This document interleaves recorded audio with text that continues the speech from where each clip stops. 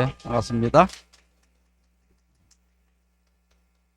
처음 뵐 때보다 여러분들의 표정이 많이 밝아져서 너무나 좋아 보입니다. 제가 은퇴한 다음에 사랑의 듀엣과 뭐 몇 번 집회를 하긴 했지만 오랜만에 다시 만났는데, 아니, 나이가 들어서 노래를 조금 못할 줄 알았더니 더 잘해요. 내가 어떻게 저렇게 목소리가 지금도 나오나 했더니 요들송을 해서 그런 것 같아. 근데 제가 70이 넘으니까 피곤한 때는 어떤 때는 혀가 자꾸 꼬이는데 나도 요들송을 배워야 되겠다. 한번 이게 혀가 풀릴 것 같아. 기관 찬양 감사합니다. 어제 제가 이 나태주의 선물이라는 시 읽어드렸죠. 하늘 아래 내가 받은 가장 커다란 선물은 오늘이고, 오늘 받은 선물 가운데서도 가장 아름다운 선물은 당신입니다. 그래서 오늘도 우리 서로 내가 받은 선물에 감사하며 하루를 시작하겠습니다.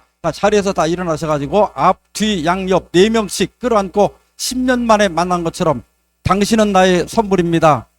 인사하십시오. 당신은 나의 선물입니다.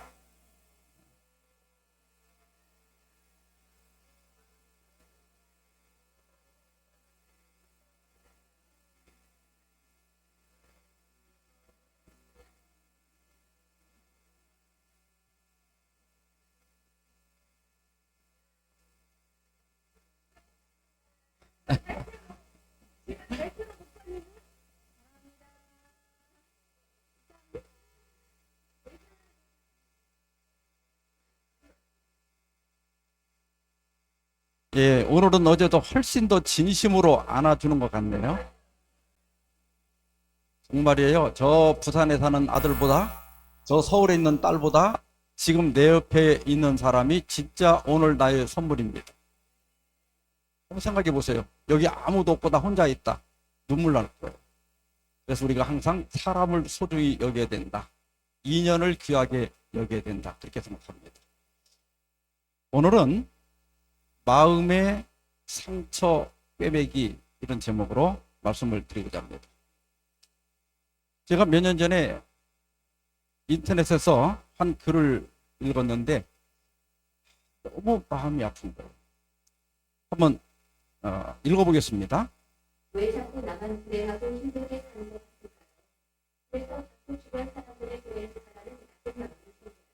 왜 이렇게 아파도 나만 아프고 주변 사람 다 건강하고 불행한 슬픈 일도 나한테만 생기고 주변 사람들은 다 행복해 보이고 바깥에는 형제들과 말하고 저하고 그렇다고 제가 남한테 해코지하고 못되게 산 것도 아니고 가족이고 남이고 어디서든 타인을 두려워하고 고지식할 정도로 양심에 찔리지 않게 뻣뻣하게 살아갔어요. 되는 일이 없고 몸도 아프고 그러니까 왜 나만 그런가? 쟤는 멀쩡한데? 이런 생각이 들면서 그와 같은 일을 살아나요. 그때는 우울증 특별까지 심해서 무기력하게 넉넉히 살아요. 왜 나만 이렇게 불행할까?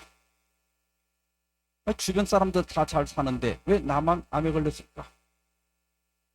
주변 사람들은 부부간에도 다 다정하게 사는데 왜 나만 저런 남편 만나가지고 이렇게 내가 마음고생하며 살까?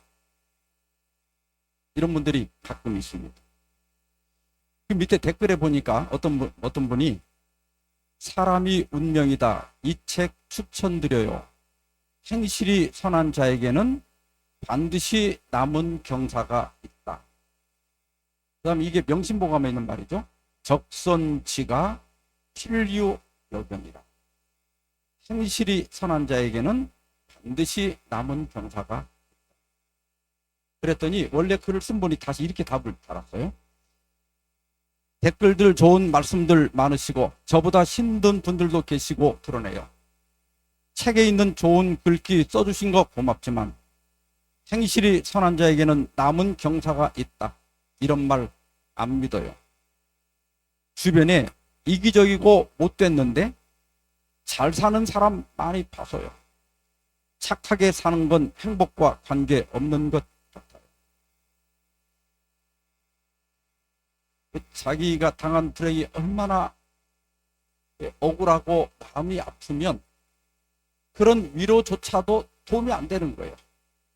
아무리 봐도 나보다 훨씬 못된 놈들은 잘 사는데 나같이 남한테 해코지 한번 안 하고 싫은 소리 한번 안 하고 착하게 사는 내가 왜 하필이면 이런 불행을 당할까?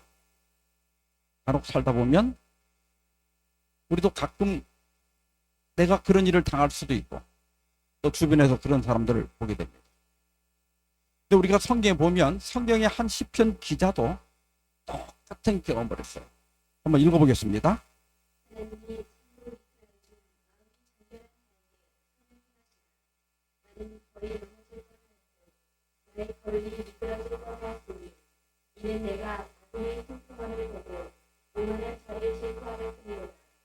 그들을 죽을 때에도 고통이 없고 그 힘이 강건하며 사람들이 당하는 고난이 그들에게는 없고 사람들이 당하는 재앙도 그들에게는 없고 내가 내 마음을 깨끗하게 부어 내 손을 씻어 무죄하다 것이 식은 헛되리라. 나는 주님의 재난을 당한 것 아침마다 바친 거를 받았도다. 예, 내가 하나님 믿어도 소용없고 내가 착하게 살아도 소용없고 나쁜 짓 안 해도 소용없더라.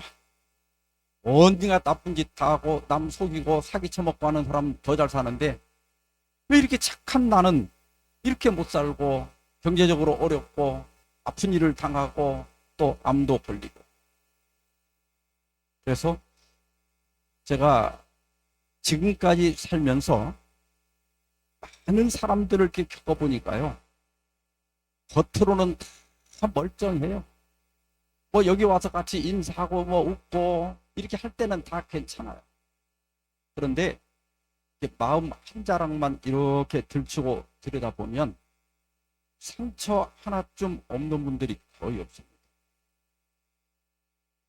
상실의 상처, 거절과 배신의 상처, 실패와 좌절의 상처, 비교와 열등감의 상처, 비난과 무시의 상처, 트라우마, 만성 스트레스와 탈진, 죄책감과 수치심, 소외감과 고립감, 불공정과 부당함, 신망감. 우리 모두가 다 하나씩은 상처가 있어요. 부모를 일찍 여인 것도 상처예요. 사랑하는 자식을 떠내보낸 것도 상처예요. 남편 때문에, 아내 때문에 받은 상처도 있어요. 또 친구에게 받은 상처도 있고, 어떤 분들은 내가 세상이 너무나 살기가 힘들어서 좀 상처를 치료하려고 교회 갔는데 나는 교회 가서 더 큰 상처를 받았다는 분도 있어요. 우리 모두가 다 상처를 안고 살아갑니다. 그런데 예레미야는 애가 3장 33절에서 주께서 인생으로 고생하게 하시며 근심하게 하심은 본심이 아니시로다. 하나님의 계획에는 없었어요. 하나님의 뜻이 아니에요. 하나님이 이 세상을 창조할 때는 여기 성경에 보면 뭐라고 그랬죠? 하나님이 지으신 그 모든 것을 보시니 보시기에 심히 좋았더라. 저 선한 하나님이 보시기에 너무나 우리가 살기 좋은 지구를 창조하시고 모든 행복의 여건들을 우리 주변에 수없이 깔아놨어요. 그런데 아담과 하와가 선악과를 먹고 난 다음에 우리가 성경에 보면요, 우리는 벌을 받아서 이 고통을 당한다고 생각하지만 하나님이 인간을 저주한 적은 한 번도 없습니다. 교회 다니시는 분들 맞아요? 사람을 저주한 적이 없어요. 하나님이 사람을 창조하고 복을 처음에 주신 복이 뭐냐면 생육하고 번성하여 땅에 충만하라 그랬죠. 범죄하고 난 다음에도 여자에게 해산의 고통은 줬지만 그 복은 안 걷어가셨어요. 여전히 생육하고 번성하여 땅에 충만하라. 사람을 저주한 적은 없어요. 그런데 뭐가 저주를 받았는가 하면 땅은 너로 말미암아 저주를 받고 너는 내 평생에 수고하여야 그 소산을 먹으리라 그랬어요. 땅이 저주를 받은 거예요. 근데 여러분, 땅은 우리 먹을 것이 나오는 장소지요. 농사 져보신 분들은 아시죠? 그러니까 농사를 져본 분들은요, 땅에다 씨앗을 뿌리면 거기서 생명이 돋아나고 먹을 식량이 나와요. 그래서 농사를 져보면 우리 인간도 흙에서 왔다는 걸 충분히 믿을 수 있습니다. 모든 생명은 땅에서 나와요. 그러면 하나님께서 땅을 저주했다는 것은 우리가 먹을 양식과 생활에 필요한 것들을 얻는 장소가 저주를 받았다는 거예요. 지금의 땅은 어딜까요? 여러분들이 다니는 회사가 여러분의 땅이고, 내가 장사를 한다면 내 가게가 내가 양식을 얻는, 돈을 벌 수 있는 땅이고, 내 일터가 땅입니다. 이러한 일터가 저주를 받은 거예요. 돈 벌어보니까 어때요? 실금실금해도 돈이 벌려요? 이게 하나님께서 말씀하신 대로 평생에 수고하여야 그 소산을 먹고 살 수밖에 없게 됐습니다. 그래서 전도서 9장 5절에 지혜자는 이렇게 얘기합니다. 모든 사람의 결국은 일반이라. 이것은 해 아래에서 행해지는 모든 일 중에 악한 것이니 곧 인생의 마음에는 악이 가득하여 그들의 평생에 미친 마음을 품고 있다가 후에는 죽은 자들에게로 돌아가는 것이라. 예, 뭐 많이 배운 사람이든 못 배운 사람이든 뭐 누구나 상관없이 사람은 결국은 똑같이 죽는다. 그런데 다 죽을 인생인데 평생 동안 무슨 마음을 품고 있다고 그랬어요? 미친 마음을 품고 있다가 죽은 자에게로 돌아가는 것이다. 여러분, 여기 이 미친 마음이 무슨 마음인지 아세요? 첫째는 죽음을 잊어버리고 사는 삶을 가리키는 거예요. 여러분, 우리가 내일 약속을 하지만 내일은 우리가 맞을지 안 맞을지 그건 아무도 장담 못하는 거예요. 오늘 밤에 자다 죽을 수도 있어요. 오늘 어디 차 타고 가다가 사고 나서 죽을 수도 있어요. 그런데 반드시 돌아오는 건 언젠가는 우리가 맞이할 것은 죽음입니다. 근데 많은 사람들이 죽음을 잊고 살아요. 제가 그 은퇴 후의 삶에 대해서도 교육을 많이 하고 다니거든요. 여기 다니면서. 근데 사람이 보통 이제 60세 은퇴하고 좀 오래 있어봐야 65세에 은퇴합니다. 그러면 어제 우리가 평균 우리 한국 사람 나이가 몇 살이라고 그랬죠? 죽을 때까지 나이가 83세. 그러면 65세에 은퇴하고 나면 83세까지 살 날이 얼마 남았어요? 한 7, 8년 살다 죽는 거야. 근데 은퇴 후에 집을 사고 뭐 은퇴 후를 준비하는 사람들을 보면요, 나는 그 가서 보고 그래, 이 양반은 아직도 한 100년 살 준비를 해놨네, 이렇게 생각이 들어. 근데 아까 우리 노래 들었잖아. 우리 100년도 살지 못하고 죽는 거예요. 이게 바로 미친 마음이에요. 그 다음에 또 하나가 있는데 죄에 대한 담대함이에요. 여러분, 죄는요 반드시 대가를 치르게 돼 있어요.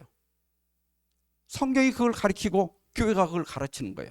근데 사람들이 죄를 무서워하지 않아요. 그게 미친 마음이에요. 죄는 반드시 대가를 치릅니다. 그 다음에 또 하나 미친 마음은 뭐냐면 영적인 가치가 전도됐다, 바뀌었다, 이 말이에요. 여러분, 이 세상에는요 썩어질 것이 있고 썩지 아니할 게 있어요. 일시적인 게 있고 영원한 게 있어요. 근데 우리가 영원한 걸 바라보고 내세를 위하여 준비하라고 이 생을 준 거예요. 근데 많은 사람들이 내세를 모른 채 알고도 무시하고 그냥 이 땅에서만 잘 살다 죽으면 그만이지. 이게 다 성경이 말하는 미친 마음을 품고 있다가 죽은 자에게로 돌아가는 거예요. 이게 우리가 성경을 읽고 교회를 다니면서 배우는 게 바로 뭐냐면 이 생이 끝이 아니다. 내세가 있다.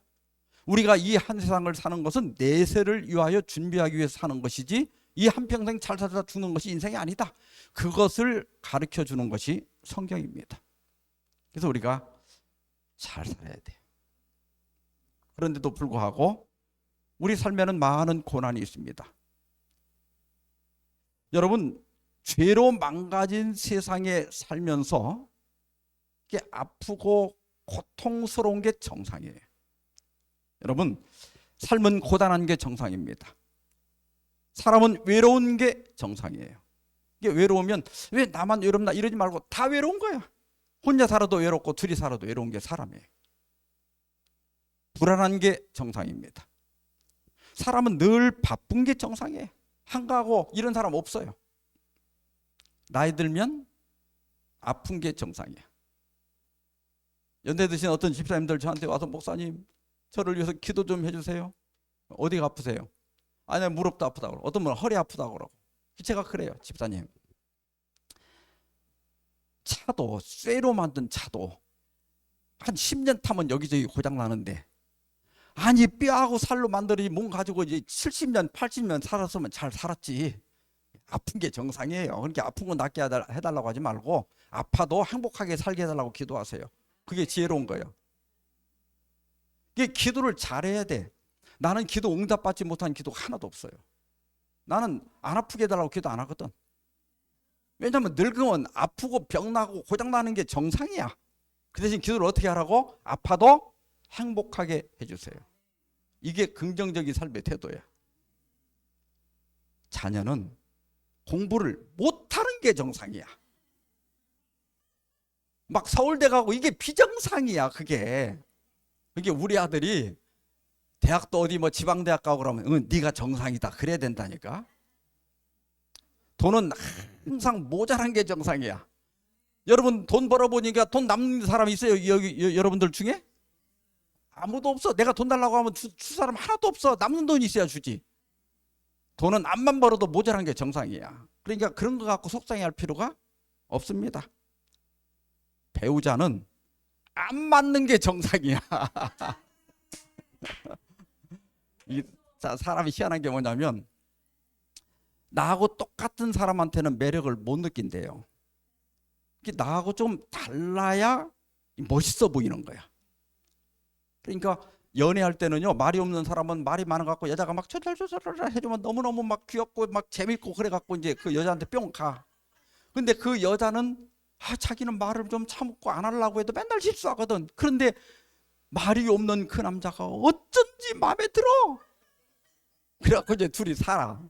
근데 살아보면 아이고 남자는 이 말 많은 여자가 시끄러워 살 수가 없고 여자는 말이 없는 남편이 답답해서 살 수가 없는 거야. 그러니까 이 연애할 때는 나와 다르기 때문에 매력을 느끼는데 같이 살아보면 다른 것 때문에 평생을 싸우는 거예요. 배우자는 안 맞는 게 정상이에요. 자식은 속 썩이는 게 정상이야. 그러니까 여러분 자녀들이 속을 썩이면 저놈이 정상이다 이래야지 어떻게 내가 난 자식이 저럴까 이렇게 생각하면 안 돼. 속 썩이는 게 정상이야. 부모는 잔소리하는 게 정상이야. 여러분 60 먹어도 90 먹은 어머니가 잔소리 한다니까. 이게 부모가 잔소리하면 그러니라 해야지 아이고 어떻게 저 나이 먹어서도 저러나 이렇게 할 필요가 없어요. 친구도 진정한 친구가 없는 게 정상이야. 내가 잘 되고 내가 밥 사줄 때는 좋다고 하다가 내가 돈 떨어지고 아프면 다 떠나가는 게 친구야. 그러니까 이 세상에 뭔가를 의지하고 뭔가 이 세상에 기대고 사는 사람이 어리석은 거예요. 우리가 진짜 바라보고 진짜 친구로 삼아야 할 사람은 예수님이에요. 예수님 알면 너무나 행복하고 기쁜 거예요. 그런데 우리가 죄로 말미암아 이 땅에 이런 고통이 왔지만 고린도전서 10장 13절에 이런 말씀이 있습니다. 사람이 감당할 시험 밖에는 너희가 당한 것이 없나니 오직 하나님은 미쁘사 너희가 감당하지 못할 시험 당함을 허락하지 아니하시고 시험 당할 즈음에 또한 피할 길을 내사 너희로 능히 감당하게 하시느니라. 예, 저는 이 피할 길을 내신다는 말씀을 믿습니다. 제가 지금까지 살아보니까 모든 문제에는 답이 있고 어떤 병에도 반드시 의사가 있고 약이 있어요. 우리가 그 사람을 못 만나서 아직 못 고치는 거예요. 이게 사람마다 타고난 약점이 다 있거든요. 저도 평생을 위장병 때문에 시달렸고 나이가 드니까 이 기관지가 자꾸 이 염증이 생기는 거야. 근데 우리 처남이 의사가 되고 난 다음에 나한테 딱 맞는 약을 조제해줘 갖고 그 약만 먹으면 제까닥 나 그냥. 그래서 이제는 체하는 거 별로 걱정을 안 하고 이제 위장병이 다 나와버렸어. 사실은 내가 30대 40대가 훨씬 더 많이 아팠어요. 근데 나이가 들면서 더 건강해지고 있어요. 지금도 약 안 먹거든요. 그리고 이 기관지도 제가 미국에 갔는데 어떤 분이 또 어떤 걸 좋은 걸 소개해 줘 갖고 내가 얘기하면 또 막 다 써먹어서 안 돼. 그게 사람에게 맞는 게 있어. 그것 때문에 기관지염을 완전히 고쳤거든요. 지금은 아무 문제가 없어 사는데, 제가 깨달은 게 뭐냐면, 내가 아픈데 반드시 나를 고쳐줄 사람이 있는데 그 사람을 아직 못 만난 거야. 내 병에 맞는 약이 있는데 내가 그 약을 아직 못 만난 거야. 그리고 모든 문제는 답이 있어요. 여러분들이 삶이 괴롭고 힘들면 상담을 받아보시면 그 답이 있거든요. 그래서 삶이 문제가 해결되고 마음이 가벼워지고 나아가 행복해지는 걸 보면 너무나 저도 기쁘고 행복한 거예요. 자, 피할 길 우리 하나하나 찾아보겠습니다. 상처 꿰매기 첫 번째, 외로움을 즐기라. 이생진이라고 하는 분 1929년생이니까 아마 지금 돌아가셨을 거예요. 살아계시면 97세인데 이분이 80세 때 지은 시입니다. 아내는 76이고 나는 80입니다.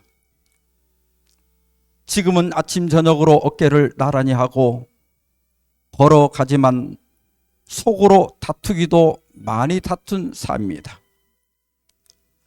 요즘은 망각을 경쟁하듯 합니다. 나는 창문을 열러 갔다가 창문 앞에 우두커니 서 있고 내가 뭐하러 왔지 하고 서 있는 거야. 아내는 냉장고 문을 열고서 우두커니 서 있습니다. 뭐 찾으러 가다가 딴 생각 잠깐만 하면 내가 뭐 찾으러 왔지 하고 생각이 안 나는 거예요. 누구의 기억이 일찍 돌아오나 기다리는 겁니다. 그러나 기억은 서서히 우리 둘을 떠나고 마지막에는 내가 그의 남편인 줄 모르고 그가 내 아내인 줄 모르는 날도 올 것입니다. 잘 보세요. 서로 모르는 사이가 서로 알아가며 살다가 다시 모르는 사이로 돌아가는 세월. 그것을 무엇라고 하겠습니까? 인생? 철학? 종교?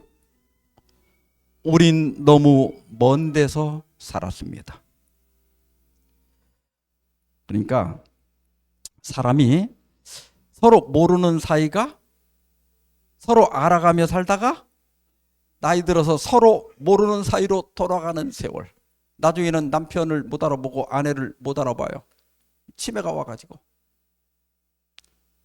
이건 인생도 아니고 철학도 아니고 종교도 아니고 흙에서 왔다가 흙으로 돌아가는 것뿐이다. 이렇게 이분은 얘기해요. 그러면서 마지막에 아내와 나 사이를 뭐라고 그랬는가 하면 우린 너무 먼 데서 살았습니다. 사람은요 결국 혼자 사는 거야. 둘이 살든 혼자 살든 사람은 혼자 사는 거야. 내가 예전에는 몸살을 참 많이 앓았거든요. 제가 젊었을 때는요 우리 동네에서 누가 기침을 하면 그 다음날 나요. 그냥 감기가 그렇게 잘 걸려. 근데 지금은 한 40년 동안 감기 한번 걸려본 적이 없거든요. 뭘 먹으면 그렇게 돼. 그 얘기하면 또 다 그것만 사 먹기 때문에 내 얘기를 안 해. 그 사람마다 자기한테 맞는 게 있다니까. 그 맞는 걸 찾아야 돼. 근데 사람은 혼자 살아도 외롭고 둘이 살아도 외로워. 내가 옛날에 그렇게 신혼초에 아플 때 막 몸살이 나갖고 일주일 동안 막 목이 부어갖고 침도 못 삼켜. 근데 우리 집사람이 옆에서 막 이거 어떻게 막 이러는데 그 내 아픈 것 좀 가져가면 좋겠는데 안 가져가더라고. 이게 아무리 나를 사랑해도 내 아픈 걸 못 가져가요. 아픈 건 내가 고스란히 혼자 아파야 돼. 사람은 혼자 사는 거예요. 둘이 산다고 반드시 덜 외로운 것도 아니고 혼자 산다고 꼭 외로운 것도 아니에요. 그래서 사람은 언젠가는 혼자가 되기 때문에 혼자 사는 연습을 해야 돼요. 읽어보세요. 혼자 살면 외롭고 둘이 살면 괴롭다. 이게 혼자 살아도 문제고 둘이 살아도 문제예요, 이게. 그러면 이걸 어떻게 해야 해결할 수 있느냐? 그래서 제가 혼자 사는 분들에게 결혼해라. 둘이 살면 뭐가 해결돼요? 외로움이 해결되죠. 그런데 둘이 살면 또 괴롭다고 그랬죠. 그러니까 둘이 살되 혼자 산다고 생각해라. 제가 그 쓰레기 버리던 얘기했죠. 내가 혼자 살 때는 내가 연수원에서 혼자 9년 동안 살았거든요. 그때는 내가 방도 쓸고 내가 그때는 쓰레기도 버려도 억울하다는 생각을 한 번도 안 했어. 근데 은퇴하고 집에 돌아가서 집사람이 있는데 나보고 쓰레기를 버리래. 아, 이걸 왜 나만 버려야 돼? 같이 버립시다. 맨날 그랬거든. 근데 어느 날 가만 생각해 보니까 어차피 내가 혼자 살면 내가 혼자 할 일이잖아. 그래서 내가 쓰레기가 집사람이 이제 쓰레기 버리라고 이렇게 내다 놓잖아요. 그러면 옛날 같으면 내가 여보 같이 갑시다 그랬는데 지금은 혼자 산다고 생각하자. 예, 이러고 내가 갖다 혼자 버린다니까. 나 지금까지 내가 이제 은퇴하고 7년 됐는데 7년 동안 쓰레기 혼자 다 버려요. 저 사람 없다고 생각하니까 어떻게 해요? 하나도 안 하고 그래. 예. 그래서 자주자주 혼자 산다고 생각할 필요가 있습니다. 앤서니 스토라고 하는 의사는 인간의 모든 불행은 고독할 줄 모르는 데서 온다 그랬어요. 여러분, 고독할 줄 아는 사람은 다른 사람에게 기대거나 다른 사람에게 의지하거나 다른 사람에게 뭔가를 바라지 않으면 배신감도 없고 고통도 안 당해요. 근데 우리가 남편에게 아내에게 뭘 바랬는데 안 해주니까 밉고 안 해주니까 싸우는 거예요. 남한테 뭐하러 바래요? 살아보니까 나 혼자 살기도 힘들어요. 근데 어떻게 내가 남을 위해 살아주냐고. 그러니까 내 삶은 오로지 내가 책임지고 살아야 돼요. 만약 우리가 혼자 지낼 줄 모르면 반드시 누군가를 괴롭히게 돼 있어. 어떤 집사님 오셔가지고 저희 남편은요 지금까지 생일 선물 한 번 사준 적이 없대. 내가 뭘 받고 싶으냐 그랬더니 남들처럼 꽃도 받고 싶고 남들처럼 머플러도 받고 싶고 장갑도 받고 싶대. 내가 집사님이 가 사. 아, 이거 필요하면 내가 사면 되지. 그걸 굳이 남편이 사다 주기를 왜 기다리냐. 근데 그럼 내가 남편하고 뭐하러 사냐. 어? 근데 여러분, 내가 그래서 그런 분들에게 이런 얘기를 해요. 제가 이제 우리 첫 아들을 낳고 그때 내가 이제 책을 보고 막 나는 이게 준비성이 철저해. 그래가 결혼하기 전에 이 부부 생활에 대한 이렇게 두꺼운 책을 띄었어. 그 다음에 이제 아기를 딱 가지니까 또 아기에 대한 책을 다 봤어. 근데 초유를 먹여야 된대. 그래가지고 이제 초유를 무조건 이제 초유하고 엄마 젖을 먹이라고 그래서 내가 1년은 먹이라고 그랬어요. 근데 몇 개월, 한 3개월 먹다가 애가 밤에 잠을 안 자. 한 1시간이다 또 깨고 또 젖을 물려놓으면 젖을 팔다가 잠이 들었는데 1시간이다 또 깨고 며칠을 일하니까 집사람이 막 미치려고 그래. 잠을 못 자니까 밤새도록. 그래서 제가 우리 나이가 많은 집사님들한테 그 얘기를 했더니 집사님들은 딱 알아차렸더만. 젖이 모자란 것 같은데 분유를 사다 먹여보래. 그래서 내가 아이고 이 어머니 엄마 젖을 먹여야지 어떻게 벌써 분유 먹이냐 그랬더니 이제 젖이 마르면 안 나온대요. 젖이 적은 사람은. 그러니까 분유를 먹이래. 그래서 내가 그날 갖다 분유를 사다가 젖병도 사다가 삶아가지고 이제 분유를 타갖고 저녁 잘 때 먹였거든. 밤새 한 번도 안 깨고 자는 거야 얘가. 그러니까 엄마 젖을 먹으면 좋지만 엄마 젖이 안 나오면 뭐라도 먹어야 돼. 분유라도 먹는 게 낫잖아 굶는 거보다. 그래서 내가 그 집사님한테 그랬어. 지금 남편한테는 젖이 안 나와요. 그 남편은 젖이 말랐다니까. 그러니까 남편한테 바라지 말고 당신이 가서 사. 어떤 집사님은 25년 동안 냉면을 한 번 안 사줬대 여름에. 내가 가서 사 먹어. 내가 발이 없어 돈이 없어. 먹고 싶으면 친구 데리고 사 먹으면 되잖아. 그러니까 남편이 사주는 것만은 못하지만 분유라도 먹으라고. 그러니까 이제 남편이 사주만 기다리다가 생일 선물 한번 못 받고 냉면 한번 못 먹고 죽는 거야 그냥 사람이. 이게 바보짓 하는 거예요 우리가 바보짓. 이게 너무 다른 사람에게 기대지 마라. 그리고 이게 혼자 사는 연습을 못하면요, 아내나 남편한테 만족을 못하면 이제 누구한테 그 디비도가 이게 기댈 곳이 어디로 가는가 하면 자식한테 가. 이 애들이요, 그냥 부모만 끼어들지 않고 놔두면 뭐 이렇게 어지러 놓고 살고 제대로 뭐 밥도 못 차려 먹고 막 옷을 벗어서 이만큼 싸놓고 살아도 이혼 안 하고 평생 살 애들을 부모가 끼어들어갖고 맨날 가서 냉장고 열어보고 이게 뭐냐 그러고 옷 안 걸어놨다고 뭐라고 하고 화장실에 이게 뭐냐고 잔돌해갖고 둘이 이혼한다니까. 그러니까 혼자 지낼 줄 모르게 되면 자식한테 또 애정을 두고 쫓아다니면서 걔들을 괴롭혀. 자식은 결혼시키면 딱 이제 남의 자식이야. 이제는 초청받기 전에는 가지 말아야 돼. 특별히 아들 집은 가면 안 돼. 우리 집 사람이 우리 어머니 돌아가시고 나서 딱 선언했어. 시집살이는 나로 끝난다. 우리 집안에서 우리 어머니 30년 모시고 살았거든요. 시집살이는 나로 끝난다. 그래서 우리 집 사람은 아들 결혼시키고 나서 그 아들 집에 초청받기 전에는 안 가. 나도 또 주례사를 그렇게 했어. 내가 주례를 했는데, 근데 내가 그랬다고 이놈 자식들이 3년 동안 오라고 소리를 안 하네. 한 번은 지방에 이제 주말봉예를 갔다가 오는데 토요일 날에 차가 많이 막히잖아요.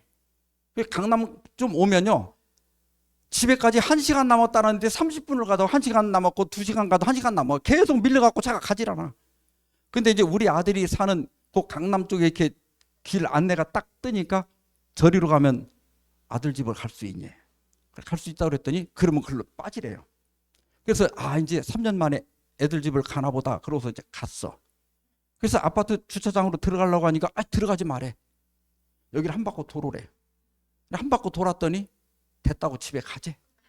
그러니까 이 사람이 시집살이를 며느리한테 안 시키려고 안 가긴 하지만 엄마는 어떻게 했어? 아들네 집 한번 가보고 싶잖아. 내가 이 설교 시간에 이 얘기를 했더니 어떻게 며느리한테 들어갔나 어쨌나? 그 다음에 초청을 받아갖고 우리도 참 가봤어, 아들네 집을. 근데 딸은 좋더만. 딸은 사이가 출근하고 없으니까 우리가 그냥 반찬 싸들고 딸네 집에 가서 점심 먹고 놀다 온다니까. 이게 딸네 집은 맘대로 갈 수 있는데 아들 집은 이게 며느리 때문에 어렵더라고. 이 시어머니가 치우지도 않고 사는데 왔다 갔다 하면 이게 그 며느리가 얼마나 스트레스 받겠어. 이게 안 가는 게 좋다니까. 영어에 loneliness라고 하는 말이 있어요. 이게 고독이야, 고독. 혼자 있어 의지할 데가 없어 고통스럽다는 뜻. 고독감. 이건 참 힘든 거야. 근데 solitude라는 말이 있거든요. 이건 즐거운 고독이야. 혼자 있어 홀가분하고 좋다는 뜻. 여러분 지금 남편 저기다 버려두고 여기 혼자 와 있으니까 좋아요, 안 좋아요? 해주는 밥 먹으니까 좋아요, 안 좋아요? 이게 바로 뭐예요? 솔리투드야. 이건 이제 고독력이라고 그래. 이 고독력이라는 건 뭐냐면 다른 사람이나 무리에 의존하지 않고 혼자서도 홀가분하게 잘 지낼 수 있는 힘. 이걸 길러야 사람은 평생을 행복하게 살 수 있습니다. 제가 한번 인터넷을 보다 보니까 이런 글이 있더라고요. 한번 읽어봅시다.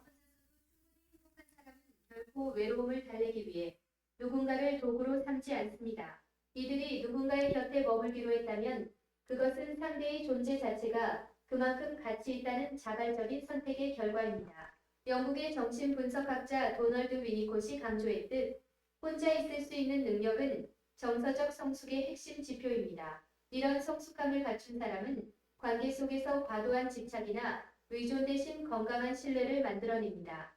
스스로를 온전히 돌볼 줄 알기에 갈등 상황에서도 쉽게 흔들리지 않으며 자신이 맺은 약속과 인연에 대해 깊은 책임감을 가집니다. 결국 나 자신과 잘 지내는 사람만이 타인과도 진실하고 성실한 연결을 맺을 수 있습니다.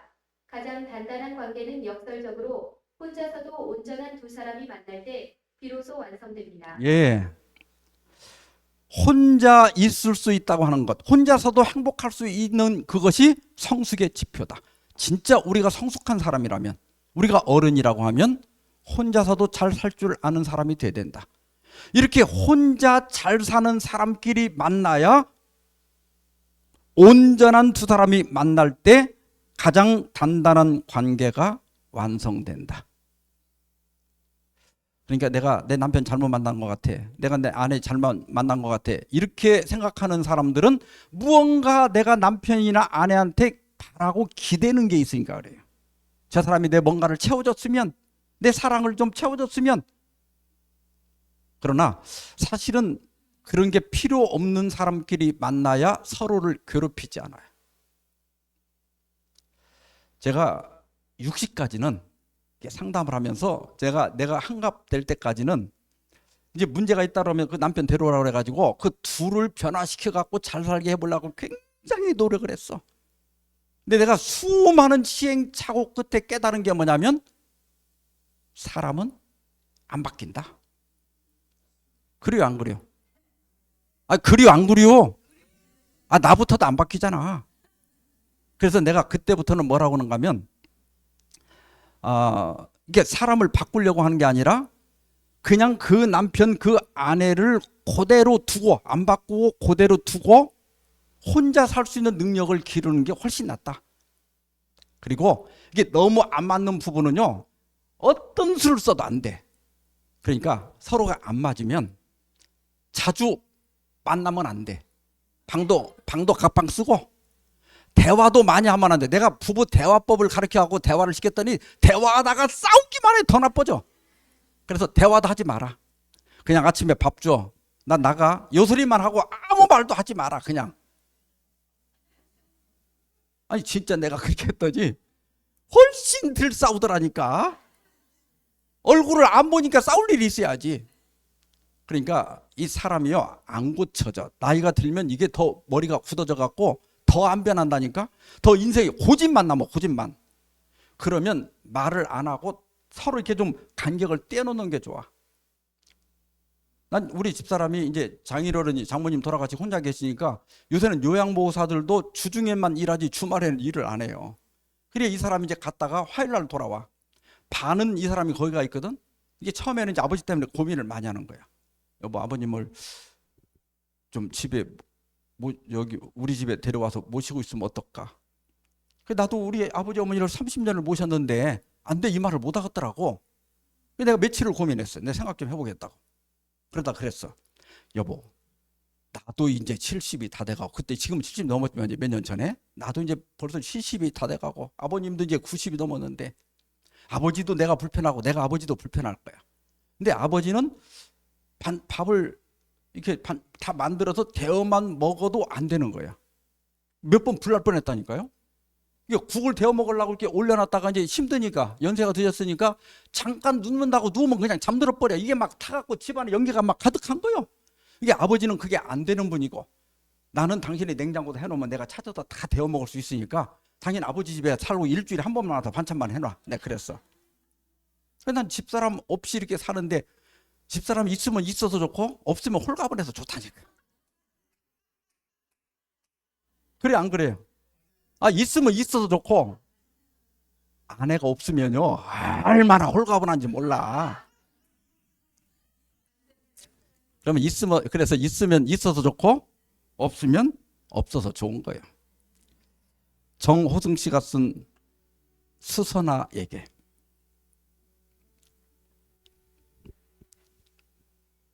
울지 마라. 외로우니까 사람이다. 살아간다는 것은 외로움을 견디는 일이다. 공연이 오지 않는 전화를 기다리지 마라. 눈이 오면 눈길을 걸어가고 비가 오면 빗길을 걸어가라. 갈대숲 가슴 검은 도요새도 너를 보고 있다. 가끔은 하나님도 외로워서 눈물을 흘리신다. 어제 하나님 우셨죠? 비 오는 걸 그렇게 느끼는 거예요. 새들이 나뭇가지에 앉아있는 것도 외로움 때문이고, 내가 물가에 앉아있는 것도 외로움 때문이다. 산 그림자도 외로워서 하루에 한 번씩 마을로 내려온다. 종소리도 외로워서 울려 퍼진다. 참 시인들은 참 기가 막혀. 예. 저는 그 산 그림자, 제가 시골에 살았기 때문에 이제 해가 지면 저 산 그림자가 이렇게 마을로 쫙 내려오잖아요. 외로워서 내려온대 마을로. 기가 막히잖아. 그러니까 외로운 게 정상이에요. 이 혼자 잘 사는 사람들의 특징은 첫째, 나의 행복을 남에게 의존하지 않는다. 그래서 너무 남편이나 아내나 목사님이나 주변 사람들에게 너무 바라지 마라. 기대하지 마라. 요즘 가보면 목사님 방문 안 한다고 불평이 많아. 요즘 젊은 목사님들은 방문을 안 한대. 우리 때는 막 죽으라고 방문만 다녔는데 요즘 젊은 사람들은 방문하기를 싫어해.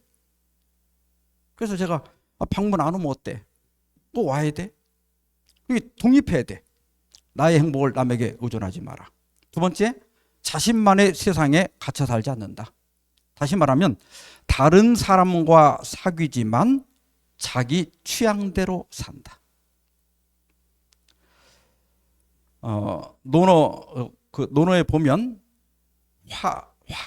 군자는 화의부동하고 그랬거든요. 그러니까 군자는 다른 사람과 화합하되 자기 소신이나 의로움을 저버리면서까지는 사귀지 않는다. 네, 소인은 동의불화한다. 겉으로는 화합한 듯하지만 속으로는 딴 마음을 품고 있다 그랬어요. 이게 우리가 사람도 안 만나고 이것도 문제예요. 이게 사귀긴 사귀지만 그 사람 비유 맞추느라고 내 행복까지 깨트려가면서 남의 비유 맞추지 마라. 내가 싫으면 그만이지. 세 번째, 지금 이 순간을 살아낸다. 여러분, 오늘 이 시간이 굉장히 소중한 시간이야. 가면 다시 오지 않고 어제 죽어간 사람이 그렇게 바라던 시간이거든요. 그러니까 하루하루를 만끽하면서 사세요. 오늘 아침 햇살이 너무 좋던가요? 저한테 아침에 만난 분들 제가 오늘 날씨가 너무 좋다고 그랬죠? 나는 이게 그냥 인사말이 아니에요. 내 마음속에는 너무너무 행복해서 한 말이야. 어제는 또 비가 와서 너무너무 좋았어. 어제 비가 오는 바람에 어디를 못 돌아다녀갖고 일찍 갔다 와서 잠을 실컷 잤다니까. 비가 오면 와서 좋고 안 오면 안 와서 좋고. 두 번째 상적 계명입니다. 자, 다 같이 읽어보세요. 시작. 사소한 것에 목숨 걸지 마라. 리처드 칼슨이라는 사람, 제가 참 좋아하는 심리학자인데 심리 치료사예요. 이분이 우리는 사소한 것에 목숨을 건다라는 책을 썼거든요. 저 책 서문에 보면 한 그 외국 출판사에서 자기 책을 번역 출판하기로 했어요. 그런데 그 나라 사람들은 웨인 다이어 박사를 좋아한대요. 그래서 웨인 다이어 박사의 사인을 받아서 이 책 표지에다가 그 사인을 실어 놓으면 웨인 다이어 박사를 좋아하는 사람이 이 책도 잘 살 것 같으니까 사인을 받아달라고 그랬어요. 그래서 칼슨 박사가 편지를 보냈어요. 내 책에 좀 추천 좀 해달라고. 그런데 암만 기다려도 답이 안 오는 거예요. 그래서 추천할 마음이 없나 보다 하고 그냥 책을 출판하라고 그랬어요. 6개월 후에 그 번역된 책 샘플이 왔는데 보니까 웨인 다이어 박사가 추천도 안 했는데 남의 책에 사인한 그 사인을 도용에다가 자기 책에다 인쇄를 딱 해놓은 거야. 그러니까 리처드 칼슨 박사가 자존심도 상하고 이건 법적으로 문제가 되잖아요. 너무너무 화가 났어요. 그래서 그 책 팔지 마라. 왜 중단시켜놓고 웨인 다이어 박사에게 편지를 보냈습니다. 이렇게 해갖고 이렇게 됐습니다 하고 사과 편지를 보내고 내가 거기 손해배상을 하겠다. 그랬더니 며칠 후에 편지가 왔어요. 답장이 왔는데 이렇게 왔습니다.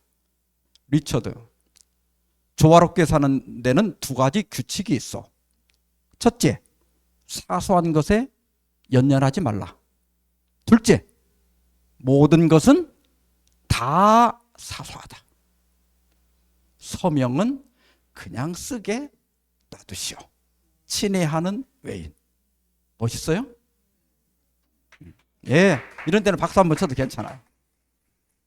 자, 우리가 부부간이 됐든 남하고 사이가 됐든 간에 싸우지 않고 조화롭게 사는 두 가지 규칙이 있는데 제가 첫째 하면 여러분이 읽는 거예요. 첫째, 사소한 것에 연연하지 말라. 둘째는 제가 다자를 저렇게 해놓은 이유를 아시겠죠? 자, 둘째, 모든 것은 다 사소하다. 여기 다 사소하다를 이렇게 크게 읽어야 돼. 그러니까 여러분 마음속에 어떤 말이 들렸는데 기분 나쁘고, 누가 뭐 어떻게 했는데 기분 나쁘고, 남편이 어떻게 해서 기분 나쁘고, 아내가 잔소리해서 기분 나쁘고 있잖아요. 그때마다 다 사소하다. 다 사소한 거야. 다 사소하다. 5번만 하면요, 이렇게 막 올라오던 게 쫙 가라앉는다니까. 내가 진짜로 나는 이걸로 내가 마음의 평화를 누리고 사는 거예요. 어떤 때는 나도 이렇게 상처받을 때가 있어요. 그러나 그때마다 다 사소하다. 다 사소하다. 내가 죽어서 무덤 속에 들어갔다고 생각해 보자. 죽으면 소용이 있어요, 없어요? 그러니까 안 들으면 그만이야. 그래서 다 사소하다. 이걸 잊지 마시기 바랍니다. 세 번째 상적 계명입니다. 다 같이 시작. 감정적 유연성을 유지하라. 톨스토이의 안나 까레니나 이거 소설 읽어보셨어요? 근데 이 소설을 딱 피면 처음 시작하는 게 이거예요. 행복한 가정은 모두 엇비슷하지만 불행한 가정은 저마다의 방식으로 불행하다. 저것이 왜 그럴까? 그래서 미국 로체스터 대학 연구진이 이것을 알아보기 위해서 뭐 수용, 전염 치료, 마음 챙김, 감정 조절 이런 논문 174편을 분석했는데, 친밀한 부부, 사이 좋은 부부의 그 비결, 어떻게 저 사람들은 저렇게 싸우지 않고 평생 동안 해로하지? 그 공통점을 발견했는데 그것이 감정적 유연함이었어요. 그래서 이 로게 박사 이렇게 얘기합니다. 가정에 힘든 상황이 닥쳤을 때 구성원들이 감정적 유연함을 유지한다면 삶의 질을 개선할 뿐 아니라 관계를 더욱 공고하고 풍부하게 만들어준다. 쉽게 얘기하면 조금 여유를 갖고 살아라. 너무 딱딱거리면서 살지 마라. 너무 따져가며 살지 마라. 기분 나쁘다고 금세 욱하지 말고 조금 이렇게 여유를 둬라. 그럴 수도 있지 뭐. 이걸 잊지 말라는 거예요. 그래서 이 행복한 가정은요, 이 감정적 유연함이 상호 존중, 신뢰와 정직, 사랑과 애정, 건강한 소통, 공동의 가치관이 다 있더라는 거예요. 이게 잘 돌아가는 부부는 행복하게 잘 살고 싸움도 덜 하더라. 그런데 불행한 가정은 이 중에 한두 가지가 있거나 5가지가 다 있는 가정이 있어. 소통이 단절되고 서로 감정을 외면하는 거예요. 여러분, 아내가 나 머리가 아프네 이러면 어떻게 해야 돼? 우리 대부분의 남편들은 뭐라고 그래요? 약 먹어 이러지. 내가 약 먹을 줄 몰라서 그 말 한 거예요? 지금 내가 머리가 아프네 이 말은 여기 와서 좀 이렇게 애같이 좀 관심 좀 갖고 어디가 아파? 열이 나나? 괜찮은 것 같은데 내가 호해해 줄게 이렇게 하면 낫는다니까. 이게 약 안 먹어도 이게 안 되는 거예요. 그 다음에 정서적 단절, 신뢰의 단절, 역할의 단절, 용서의 부재, 이런 가정은 하나같이 불행하더라. 그래서 우리가 조금 이렇게 감정적 유연함을 갖고 살아야 돼. 이 세상에 마음에 안 맞는 게 얼마나 많아. 여러분 여기도 와보니까 숙소나 우리 방 샤워기는 왜 이렇게 물을 이쪽으로 하면 물이 일로 나오고 샤워기 틀면 이쪽으로 나와야 되잖아. 나 이거 틀으려면 잘 안 돌아가. 막 축을 하고 돌려야 돼. 이거 물 묻으면 막 안 돌아가. 손 닦고. 난 그래도 아무 상관없어. 안 돌아가니까 이게 실수는 안 하겠구나. 그러니까 우리가 내 집하고 이렇게 나와보면 다르거든. 달라도 짜증내지 말고 다르면 다른 채로 살아갈 수 있는 사람이 훨씬 행복하게 살아요.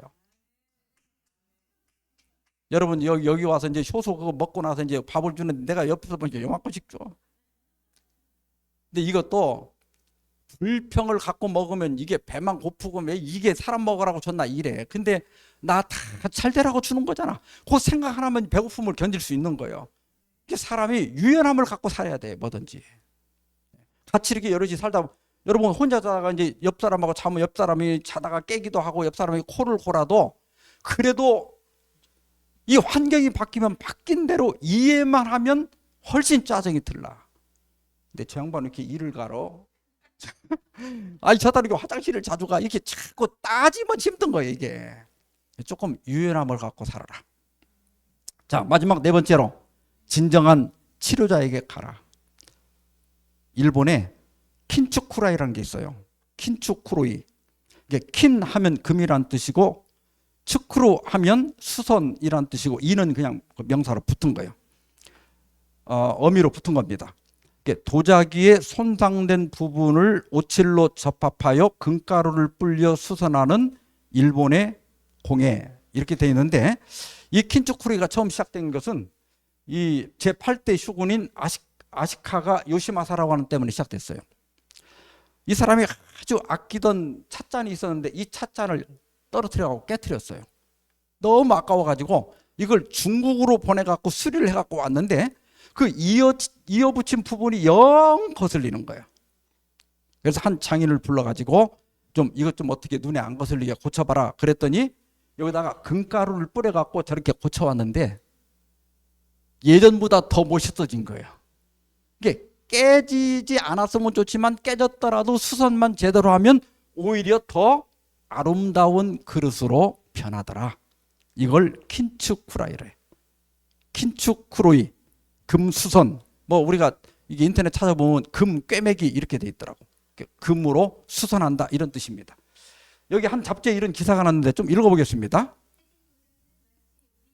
조각난 것과 흡사하다. 큰 실망이나 누군가의 죽음, 배신을 겪고 우리는 깨진 컵이나 접시가 된 기분이 들 때면 부서진 조각들을 이어붙이기 힘들다. 하지만 제대로 고칠 수만 있다면 깨진 도자기 조각들도 이전의 아름다움을 되찾을 수 있다. 예. 우리도 누군가 큰 실망을 당하고 누군가가 또 죽고 배신을 겪고 이게 깨진 접시가 된 느낌이 들 때가 있어요. 그러나 고칠 수만 있다면, 그렇죠? 여러분, 우리가 암에 걸리고 머리도 빠지고 내 몸이 다 망가졌지만 고칠 수만 있다면 더 행복한 삶을 살 수 있겠죠. 더 의미 있는 삶을 살 수 있을 거예요. 윤복희의 여러분 아세요?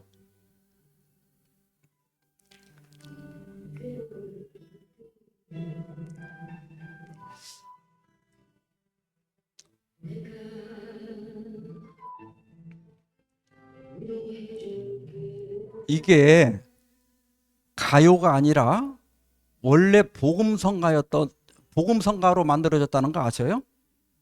원래 복음성가요. 예. 근데 이것은 윤복희 씨가 그 송승환의 원더풀 라이프에 나와서 간증을 했는데요. 두 번째 이혼 결정을 하고 그 충격으로 쓰러졌대요. 그리고 병원에 입원했을 때 하나님께 들은 음성을 영어로 적은 것이 원래 가사예요. 좀 간증 들어봅시다.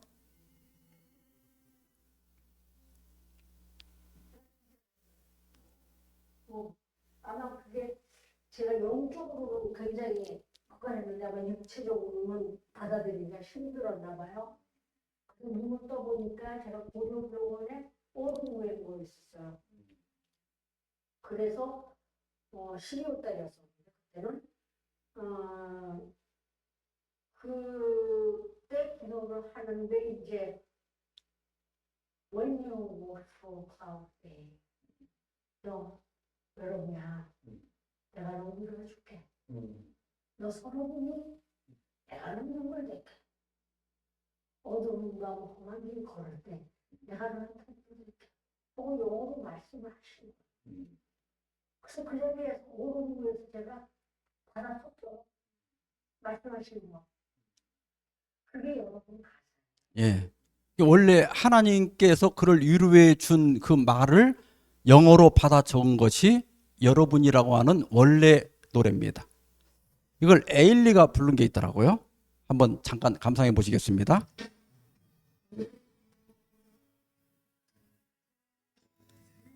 앞이 안 보이고 캄캄하니 그가 하나님이 말했지.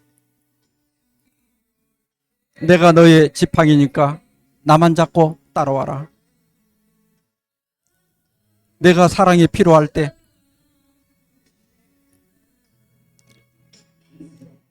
그가 하나님이 말했지. 내가 바로 너의 사랑이 되어줄게. 그러니까 웃고 나를 봐. 내가 말해줄 게 있어. 누구나 다 이 길을 가는 거야.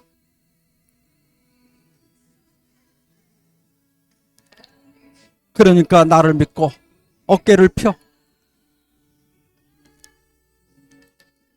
너는 여기서 멈출 수 없어. 지금이 시작이고 이 길은 오직 하나야.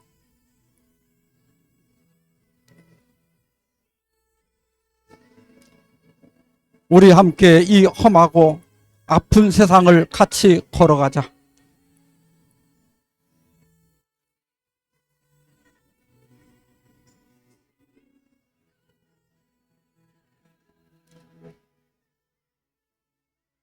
그 가사 내용을 보면요. 내가 캄캄한 길을 걸어갈 때 내가 너의 지팡이가 되어줄게. 내가 사랑을 나눌 누군가가 필요할 때 내가 너의 사랑이 되어줄게. 그러니 웃으며 나를 봐. 내가 말해줄 게 있어. 모든 이가 다 이 괴로운 길, 상처의 길을 가고 있어. 너만 그런 게 아니야. 그러니 믿음을 갖고 당당히 서. 여기서 너는 멈출 수 없어. 지금이 시작이고 이것이 길이야. 유일한 길이란다. 우리 이 험하고 아픈 세상을 함께 걸어가자. 하나님 그가 시작이고 그가 길이며 그가 진리니까. 예. 하나님께서는 나는 너희를 치료하는 여호와다 그랬어요. 오라 우리가 여호와께로 돌아가자. 여호와께서 우리를 찢으셨으나 도로 낫게 하실 것이요 우리를 치셨으나 싸매어 주실 것입니다. 여러분 우리에게 치료자가 있다는 사실을 기억하시기 바랍니다. 제가 쇼폼이라고 이렇게 짧게 나오는 거 있잖아요. 그걸 하나 보다가 이걸 봤어요. 이 사람이 그냥 먹을 것 좀 달라는 거야. 나 이거 먹을 거 한 입만 달라고. 근데 그냥 갖다 물을 끼얹고 또 어떤 사람은 막 막대기를 들고 와갖고 막 때리고 어떤 사람은 그냥 먹을 것 좀 이게 한 입만 달라고 그랬는데 막 도망가고. 근데 이 옥수수를 파는 저 사람은요. 이 사람도 부자 같지 않죠. 근데 저 사람은 옥수수를 하나 짓고 그냥 그지니까 야 먹어 이렇게 준 게 아니라 실제 파는 것처럼 소스도 다 얹어가지고 종이에다 싸서 제대로 파는 사람하고 똑같이 차이 없이 저렇게 주는 거예요. 근데 이것은 진짜 거지가 아니라 사회 실험이었어요. 그래가지고 저 사람이 이제 갔다가 얼마 후에 다시 돌아옵니다. 그래서 일어나라고 그래요. 그래서 나를 이거 왜 도와줬느냐? 나는 이거 사회 실험이었다. 그러면서 하나님께서 당신을 축복할 겁니다. 그러니 눈을 감고 손을 내밀어 보세요. 하고 저 비닐봉지에서 돈을 한 다발을 꺼내주는데 아마 저 사람 평생 벌어도 저도 못 볼 거예요. 팔자를 고칠 만큼의 돈을 준다니까요. 저렇게. 예.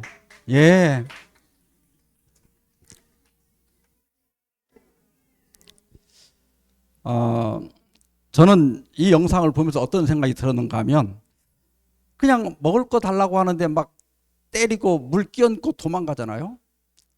우리 예수님이 오셔서 나를 믿어라. 나는 길이요 진리요 생명이다. 이런 말씀을 하시는데 어떤 사람들은 아주 나한테 예자도 꺼내지 마라. 어떤 사람은 또 예수님 말만 들으면 도망가 버려. 근데 예수님이 우리 팔자를 고칠 만한 그 돈을 주려고 하는 거거든요. 우리 마음의 상처를 치료해주고 우리 삶의 문제를 해결해주고 또 우리 죽음의 문제까지 해결해서 영생을 주시려고 하는 거거든요. 우리 찬송가 중에 외로운 자는 곧 누구인가 라고 하는 찬송가가 있는데 원문을 번역하면 이래요. 나를 돌보느니 아무도 없네. 이 얼마나 슬픈 말인가. 그대는 하나님의 사랑하는 아들을 잊었는가. 험한 십자가에서 너와 나 위해 고난당하시고 우리를 영원히 사랑하시는 그분을 잊었는가. 오, 그가 돌보신다. 누군가 너를 사랑해. 누군가 너를 돌보신다. 너는 비록 잊을지라도 누군가 여전히 그대를 살피신다. 그분의 손길이 너를 인도하고 그분의 사랑이 너를 먹이시니 하나님은 언제나 너를 돌보셨고 지금도 돌보시네. 저는 여러분 모두에게 이러한 하나님을 소개해드리고 싶습니다. 찬송하리로다. 그는 우리 주 예수 그리스도의 하나님이시요 자비의 아버지시요 모든 위로의 하나님이시며 우리의 모든 환난 중에서 우리를 위로하사 우리로 하여금 하나님께 받는 위로로서 모든 환난 중에 있는 자들을 능히 위로하게 하시는 이시로다. 그리스도의 고난이 우리에게 넘친 것 같이 우리가 받는 위로도 그리스도로 말미암아 넘치는도다. 제가 끝내면서요, 이 노래 좀 같이 한번 3절까지만 불러보고 끝내려고 그래요. 간단하거든요. 다 따라할 수 있어. 한번 처음 하시는 분도 한번 해보세요. 반주가 나올 겁니다. 박수 치면서 따라. 주님이 계신 가정은 행복한 가정, 행복한 가정, 행복한 가정. 주님이 계신 가정은 행복한 가정, 행복한 가정. 주 아빠 마음에 계시면 행복한 가정, 행복한 가정. 아빠 마음에 계시면 행복한 가정, 행복한 가정. 엄마 마음에 계시면 행복한 가정, 행복한 가정, 행복한 가정. 엄마 마음에 계시면 행복한 가정, 행복한 가정. 자, 기도하고 마치겠습니다. 자비하신 주님, 상처 많은 저희들에게 우리 예수님을 보내주셔서 감사합니다. 우리 먼저 예수님을 믿었던 분들, 또 아직 예수님